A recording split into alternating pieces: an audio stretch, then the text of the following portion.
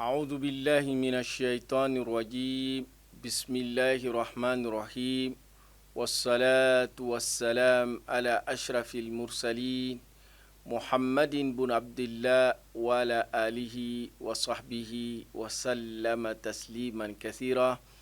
السلام عليكم ورحمة الله تعالى وبركاته.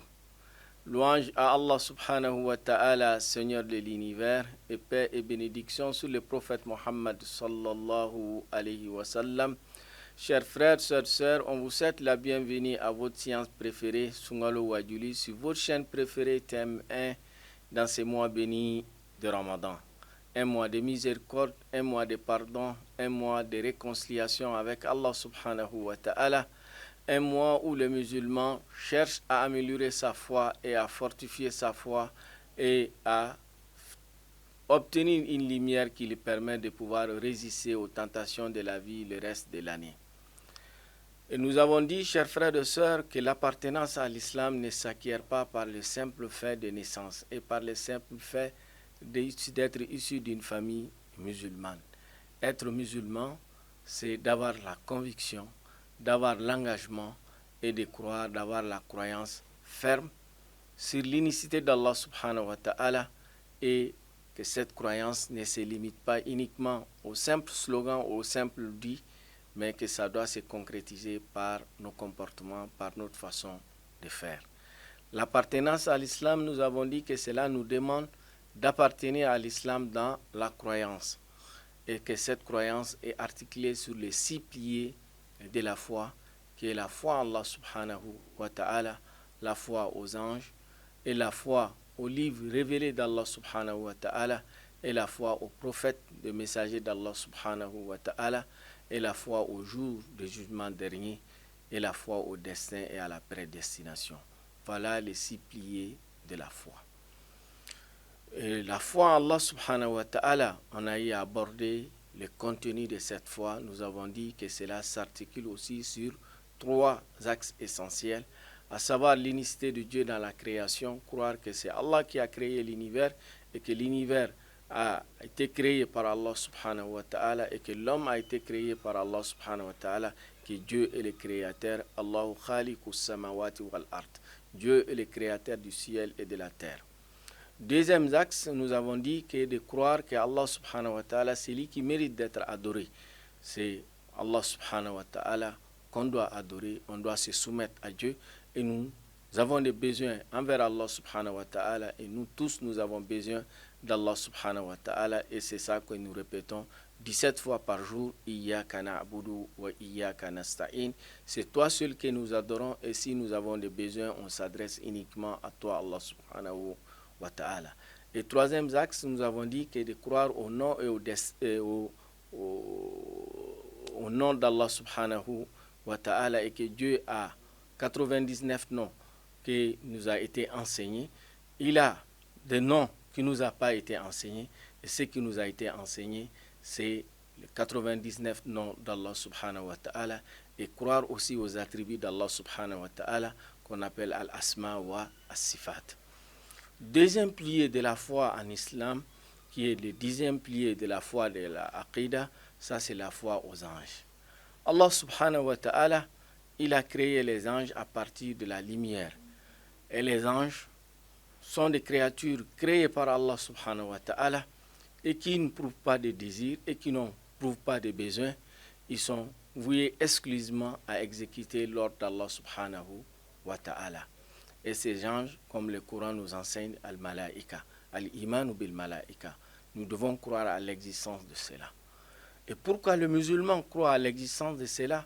Car l'information nous a été donnée par Allah subhanahu wa ta'ala à travers la révélation. Souvent, il y a des choses que nous ne voyons pas. L'intelligence de l'homme est limitée. Nous sommes limités dans le temps, dans l'espace. Notre vie même est limitée dans un temps, dans un espace. Mais Allah subhanahu wa ta'ala va au-delà du temps et de l'espace. Et celui qui nous a donné l'information, d'où l'importance de la révélation. La révélation permet à l'homme d'acquérir, d'obtenir certaines informations dont son intelligence ne le permet pas d'acquérir, dont le sens qu'il a ne lui permet pas de les cerner. Mais on les trouve à travers la révélation car cette information nous est donnée par Allah subhanahu wa ta'ala, le Seigneur de l'univers, celui qui est véridique, qui nous a donné par l'intermédiaire de la révélation à travers ses prophètes, à travers ses messagers, à travers les livres qu'il nous a envoyés. Il nous informe qu'il y a ce qu'on dit al-malaïka, les anges. Et ces anges ont des missions qui sont confiées par Allah subhanahu wa ta'ala. Il y a l'ange qui s'occupe de la transmission des messages, qui est l'intermédiaire entre Allah subhanahu wa ta'ala et les différents prophètes et les différents messagers. C'était l'ange Jibril alayhi salam. Allah subhanahu wa ta'ala, il peut directement faire passer l'information, mais Dieu, dans sa grandeur, dans sa miséricorde, quand le prophète Moussa alayhi salam a demandé de parler à Dieu directement, à voir Allah subhanahu wa ta'ala, qala rabbi inni anzur ilayk, Dieu, je veux te voir. Allah dit, non, tu ne pourras pas me voir. Et car voir Allah subhanahu wa ta'ala dans sa forme divine, cela est réservé aux croyants le jour quand ils vont rentrer dans le paradis. Mais Allah dit, walakin inzuru ila al-jabal, regarde le montagne. Si il parvient à supporter la lumière d'Allah subhanahu wa ta'ala, une partie de cette lumière, c'est que tu pourras me voir. Allah subhanahu wa ta'ala, par grâce, falamma tajalla rabbuhu lil jabali ja'alahu dakka. Quand il a envoyé une partie de cette lumière aux montagnes, les montagnes s'est effondrées. Et Moussa est tombé en état, il a perdu la connaissance. Donc, chers frères et sœurs, Allah subhanahu wa ta'ala, il met les anges comme intermédiaires entre lui et ses messagers pour permettre aux messagers de pouvoir capter ces messages et que ces messages puissent être compris et cernés par eux.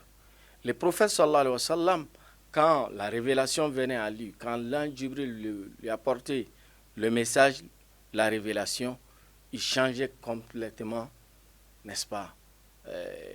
Il devient tellement lourd et la révélation était tellement pesait beaucoup sur le prophète sallallahu alayhi wa sallam, comme Dieu nous dit dans le Saint-Coran, law anzalna hadha al-Qur'ana ala jabal la ra'aytahu khashi'an mutasaddian min khashyatillah. Si on a révélé ce Coran sur les montagnes, tu allais voir les montagnes s'effondrer par la crainte d'Allah subhanahu wa ta'ala. Donc Allah subhanahu wa ta'ala, pour permettre aux messagers de capter ces messages, il envoie les anges pour les transmettre le message et nous permettre de pouvoir comprendre ces messages. Et le prophète sallallahu alayhi wa sallam, comme Omar rapporte, quand la révélation commence et que le prophète avait mis sa main sur son pied, on dirait que ses os allaient s'effondrer par ce que le prophète sallallahu alayhi wa sallam, il avait comme poids qui pesait sur lui. Donc pour nous dire qu'Allah subhanahu wa ta'ala, il a choisi des anges comme des messagers, d'autres qui occupent d'autres fonctions, des anges qui sont en train de glorifier Allah subhanahu wa ta'ala, comme le prophète dit sallallahu alayhi wa sallam, quand il est parti visiter Baytul Ma'amour, qui est, si on peut dire, là où les anges font le tawaf tous les jours. Il dit à Baytul Ma'amour, tous les jours, il y a 70 000 anges qui font le tawaf. Ils n'auront pas la possibilité de revenir jusqu'à la fin du temps. Donc Allah subhanahu wa ta'ala, il a créé l'homme et il nous a honoré sur les anges. Il nous a accordé ce qu'il n'a pas accordé à ses anges. Il a mis en nous une partie qui est l'âme et une partie aussi qui est les désirs et les plaisirs. Donc l'homme se trouve entre ces deux pressions.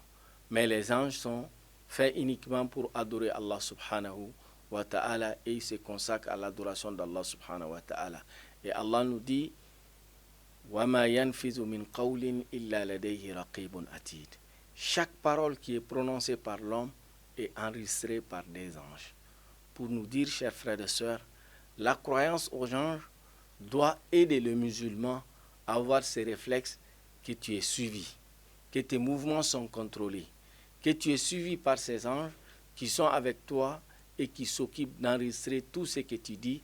وَمَا يَلْفِظُ مِنْ قَوْلٍ إِلَّا لَدَيْهِ رَقِيبٌ عَتِيدٌ. aucune parole n'est prononcée par l'homme sans que ces paroles soient mentionnées par ces deux anges.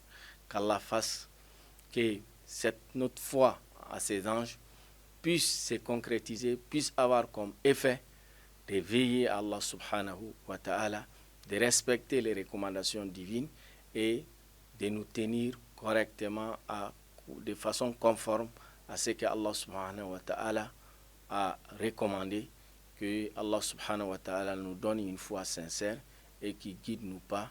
Et chers frères et sœurs, si vous avez des suggestions ou des questions, n'hésitez pas à nous envoyer sur le numéro qui est affiché en bas de votre petit écran.